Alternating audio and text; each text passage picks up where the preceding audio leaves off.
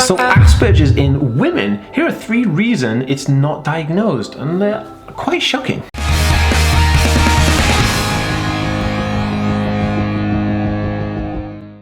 Hey guys, welcome back to the AspieWorld. My name is Dan. I have Asperger's syndrome, ADHD, OCD and dyslexia, and I make weekly videos on this type of content. So if you're new around here and you'd like to learn more, remember to hit that subscribe button by clicking the notification bell down below. And also, if you're watching over on Facebook, be sure to give this page a like and a follow to see more awesome videos just like this one every single week.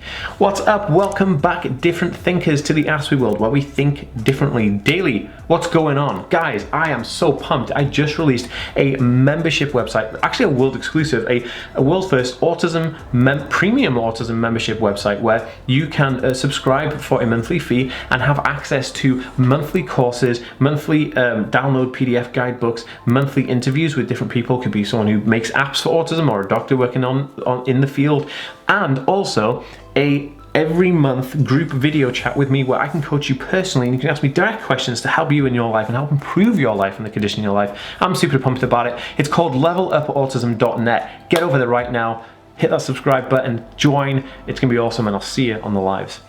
Guys, what is going on? Right, anyway, I am ready to get this video started. I'm super pumped about it. Yeah, there's a lot of interesting thing that happened between females in the autism spectrum and men in the autism spectrum. It seems to be that men get diagnosed 3 times more likely than females do in the autism spectrum. Now, this is not because autism is 3 times more likely in males than it is females, even though that's what the data does suggest. It's actually just because the whole system of diagnostic is kind of more supportive for males than it is females, which is shockingly bad.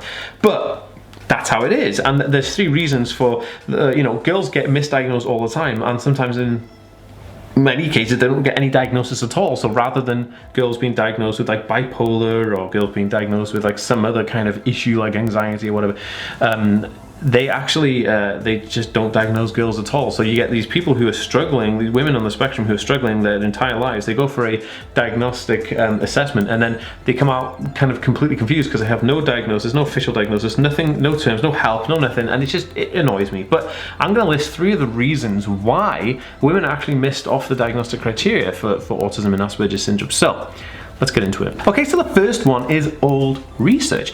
Now, originally, all the research done on the subject of autism or autistic people and Asperger's was created back in 1940s. I think 1947 was kind of like the year.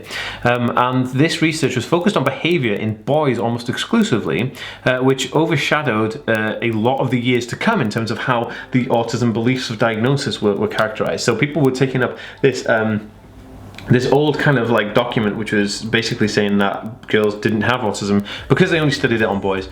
I have no idea why.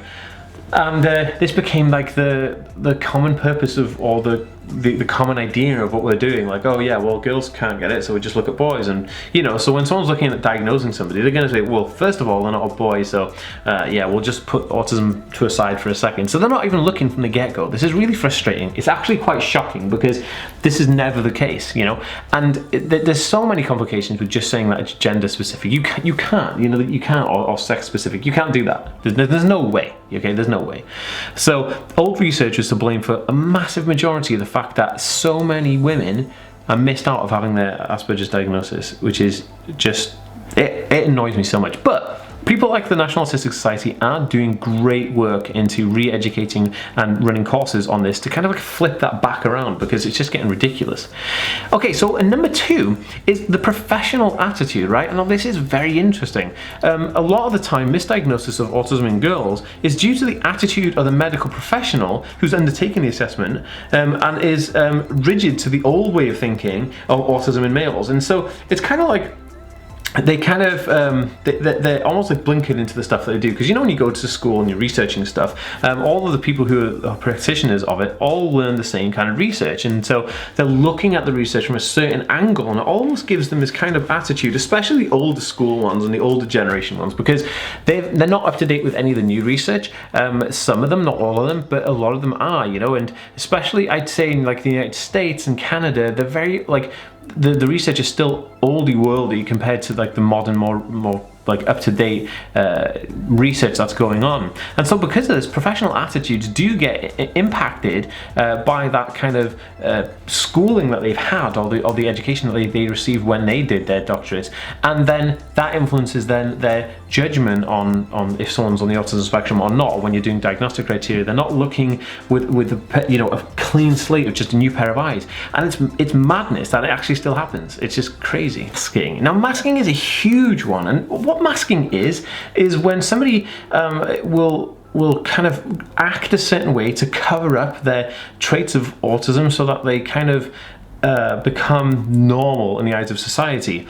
Now, females with autism are mastered the art, really, of masking, and which is a way of covering up, like I said. So they'll go to work or school or whatever, and then they will act like, oh yeah, I'm cool with this, I'm cool with that, and really try to fit in. But in actual fact, they're not fitting in, they're just acting around it, which actually causes some kind of really bad side effects, where if you're acting all day and you're doing all of this to keep up with this kind of like status quo and this image, then by the time you get home, you're completely exhausted and you burn out and you melt down, and probably have every single night probably have something like a huge meltdown, a huge burnout, which is very, very common for girls on the autism spectrum. Now, the interesting thing is, because girls mask so well, and because they do masking a lot and masking their traits, when it comes to diagnostic criteria and diagnosing girls on the autism spectrum, you can just tell what's happening. They're going to the assessment or the diagnosis place, and the kind of doctors and the assessors are looking at and thinking, oh my goodness, this person isn't displaying these traits in the same way, and it becomes a bit of a difficulty or an issue, because of the masking taking into consideration is causing